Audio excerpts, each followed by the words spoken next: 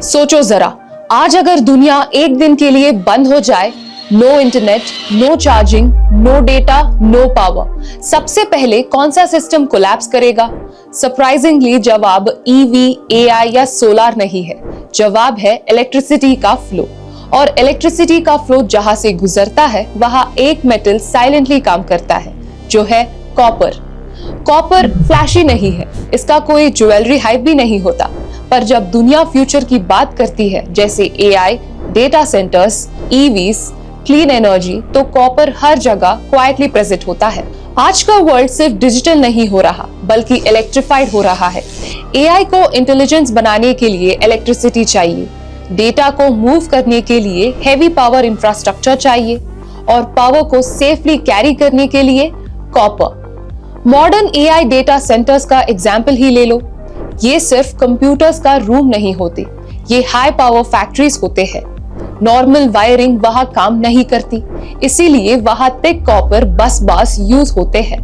एक single AI rack में hundreds of किलोस copper लग सकता है, और हीट इतनी ज्यादा होती है कि कूलिंग के लिए लिक्विड पाइपलाइंस लगती है, जो फिर से कॉपर से ही बनती है। और ये सिर्फ एआई तक लिमिटेड नहीं है। इलेक्ट्रिक व्हीकल्स को देखो, एक नॉर्मल पेट्रोल कार के कंपैरिजन में एक ईवी में मल्टीपल टाइम्स ज्यादा कॉपर यूज होता है।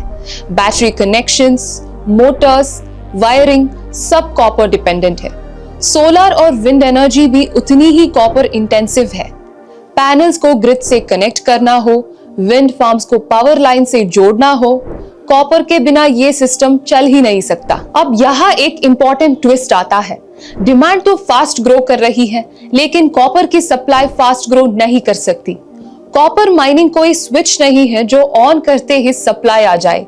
एक नई कॉपर माइन को डिस्कवर करने से प्रोडक्शन तक पहुंचने में 15 से 20 साल लग जाते हैं।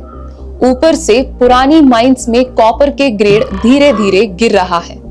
मतलब सेम कॉपर निकालने के लिए ज्यादा खुदाई, ज्यादा एनर्जी और ज्यादा कॉस्ट। इसलिए ग्लोबल लेवल पर एक क्लियर पैटर्न दिख रहा है।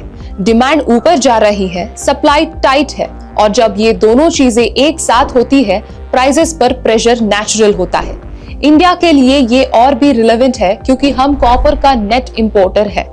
हम अपनी मेजर रिक्वायरमेंट बाहर से लाते हैं, इसलिए ग्लोबल कॉपर साइकिल का इम्पैक्ट इंडियन मार्केट्स पर भी पड़ता है। अब यहाँ एक क्लैरिटी जरूरी है। ये कोई शॉर्ट टर्म ट्रेडिंग आइडिया नहीं है, ये कोई गारंटीड रिटर्न स्टोरी भी नहीं है। ये एक लॉन्ग टर्म स्ट्रक्चरल थीम है, जहां दुनिया का फ्यूचर डायरेक्शन कॉपर को रिलेवेंट बनाता है। इन्वेस्टर के लिए एक्सपोजर के मल्टीपल रूट्स हो सकते हैं, स्टॉक्स के थ्रू, मेटल्स फोकस्ड ईटीएफ्स के थ्रू, या ग्लोबल एक्सपोजर के through.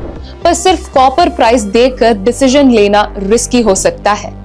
Company quality, balance sheet और एग्जीक्यूशन समझना इक्वली इंपॉर्टेंट है। कॉपर कोई नेक्स्ट गोल्ड हेडलाइन नहीं है। कॉपर एक सिस्टम मेटल है जो क्वाइटली फ्यूचर को पावर करता है। शॉर्ट टर्म में वॉलेटिलिटी रहेगी, geopolitics, slow down, macro risk आएंगे, पर लॉन्ग टर्म में जब दुनिया ज्यादा इलेक्ट्रिक होगी, कॉपर का रोल इग्नोर करना मुश्किल होगा। आप क्या सोचते हो? क्या कॉपर फ्यूचर का साइलेंट बैकबोन बनेगा, या टेक्नोलॉजी कोई स्ट्रॉन्ग अल्टरनेटिव ले आएगी? कमेंट में अपना व्यू शेयर करो, और ऐसे ही clear no noise market explainers के लिए अभी ट्रेड जीनी यूट्यूब चैनल को सब्सक्राइब कीजिए। Thank you for watching. Investments in the securities market are subject to market risk. Read all the related documents carefully before investing. The securities are quoted as an example and not as a recommendation.